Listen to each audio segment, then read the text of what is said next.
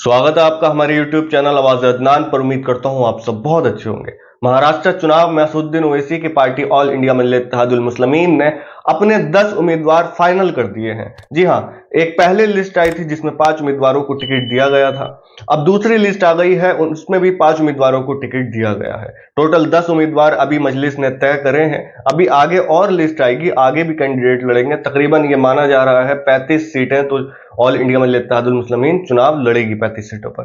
पहले मैं आपको बता दूं कि किन किन सीटों पर टिकट फाइनल हो गया है। मैं उनका नाम भी बताऊंगा जिन्हें हुआ है, और 2019 और 2014 की भी इसमें बात कर लेंगे।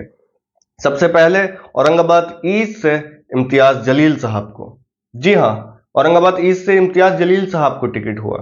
औरंगाबाद सेंट्रल से नासिर सिद्दीकी साहब को, मालेगांव सेंट्रल मुफ्ती इस्माइल साहब, दूलिया फारूक शाह साहब, मुंबई वर्सोवा रईस लश्करिया साहब, सोलापुर सिटी हाजी फारूक शाब्दी साहब, मुंबई कलवा सैफ पठान साहब, बायकुल्ला फयाज अहमद, मुर्तजापुर 32 अकोला सम्राट मानिकराव साहब को हुआ है।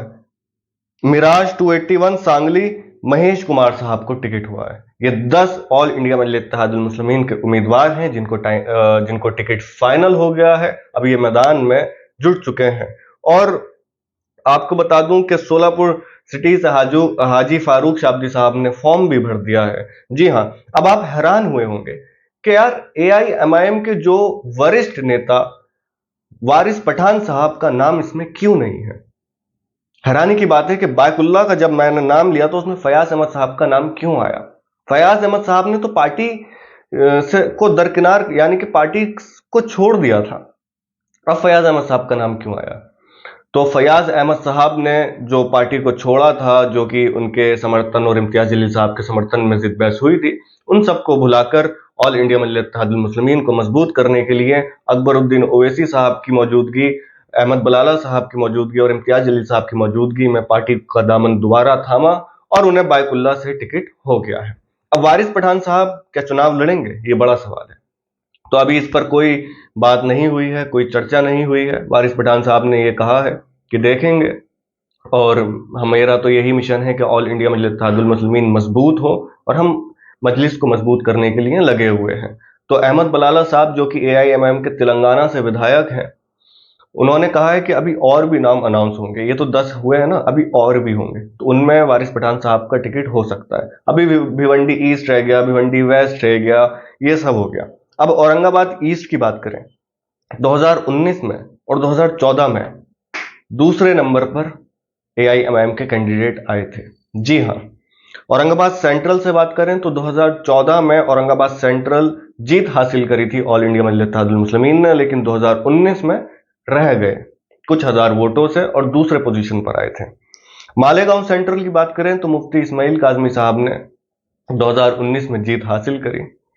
दूलिया से बात करें तो फारूक शाह साहब ने 2019 में एमआईएम के टिकट पे यहां से जीत हासिल करी।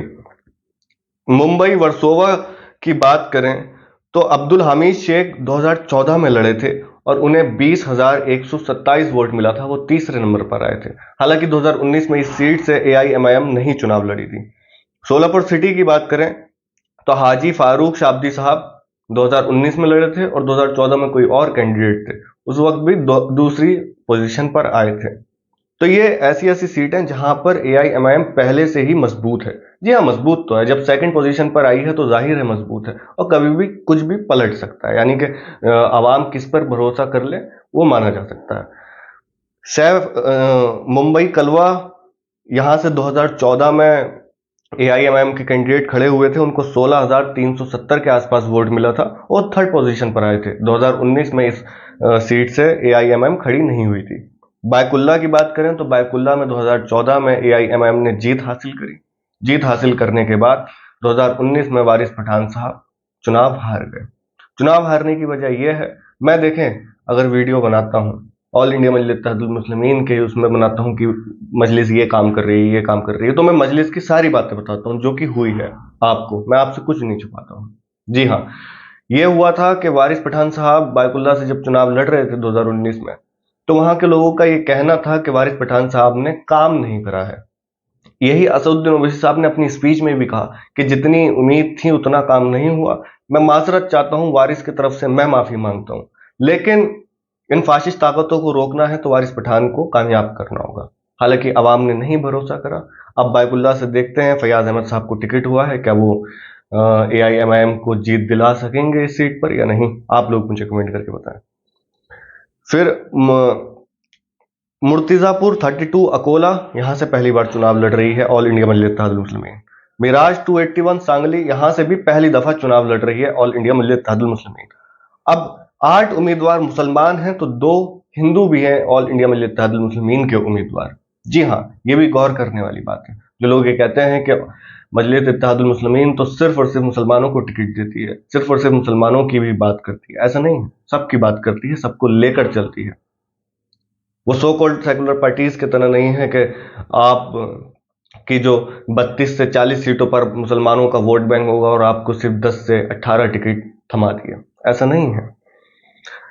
तो इन सीटों पर मजलिस इत्तेहादुल मुस्लिमीन मजबूत भी है और यहां से AIMIM के विधायक बन भी सकते हैं। अब आप लोग मुझे कमेंट करके बताएं कि आप चाहते हैं ऑल इंडिया मजलिस इत्तेहादुल मुस्लिमीन के विधायक इन सीटों से बने? मुझे कमेंट करके बताएं। अगर आप AIMIM को चाहने वाले हैं तो हमारे चैनल को जरूर सब्सक्राइब करें, वीडियो को जरूर लाइक करें।